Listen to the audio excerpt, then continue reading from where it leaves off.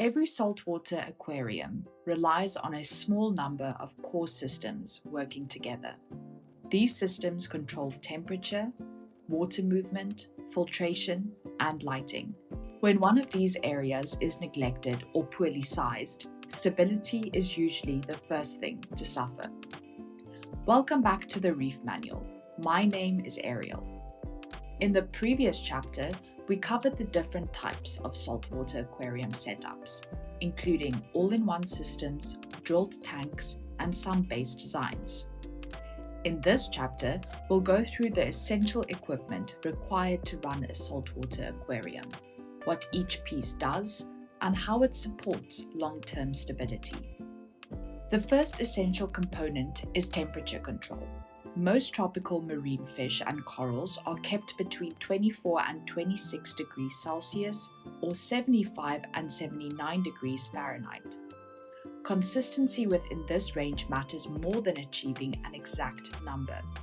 Sudden temperature changes can stress fish and disrupt bacterial activity.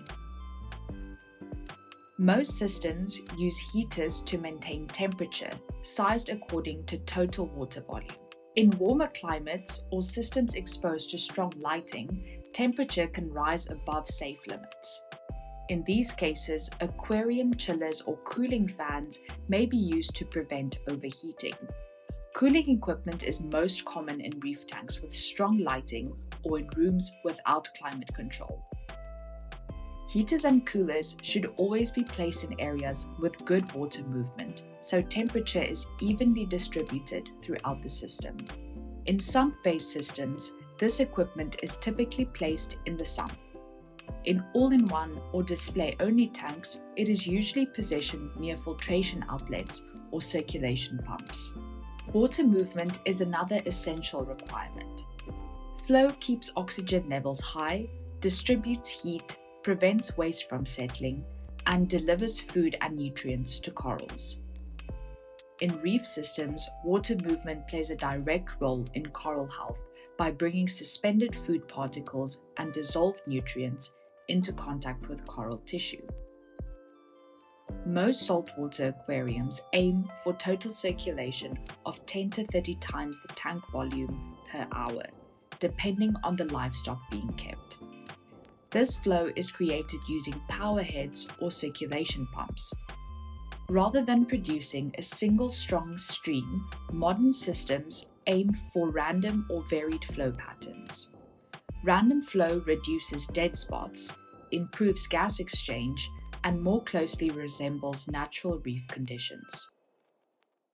Filtration in saltwater aquariums is made up of three components: mechanical, biological, and chemical filtration. Mechanical filtration removes physical debris from the water. This includes uneaten food, fish waste, and suspended particles. Filter socks, sponges, or filter pads are commonly used for this purpose. Mechanical filters should be cleaned or replaced on a regular schedule, typically once or twice per week, to prevent trapped debris from breaking down inside the system.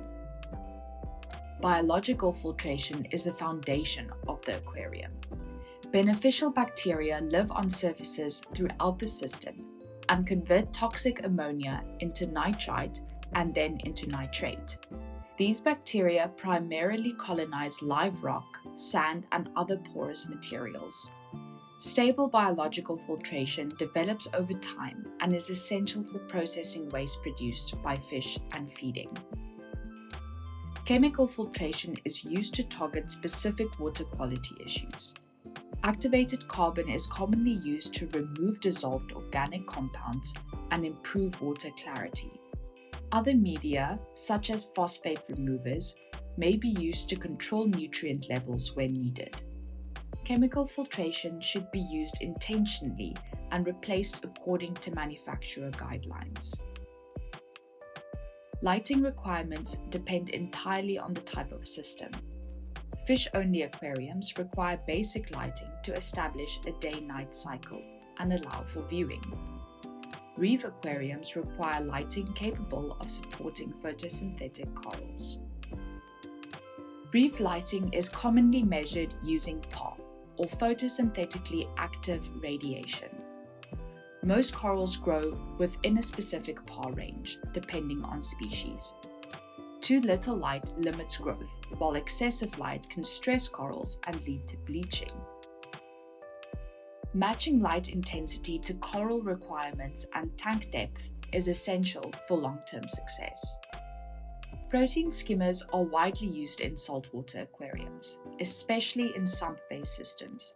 A protein skimmer removes dissolved organic compounds from the water before they break down into ammonia and nitrate. In addition to nutrient export, skimmers also aerate the water, increasing oxygen level and improving gas exchange.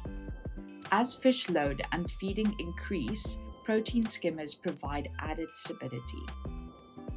In system with sumps, a return pump is required to move water back into the display tank. Most systems target 3 to 5 times the display volume per hour through the sump.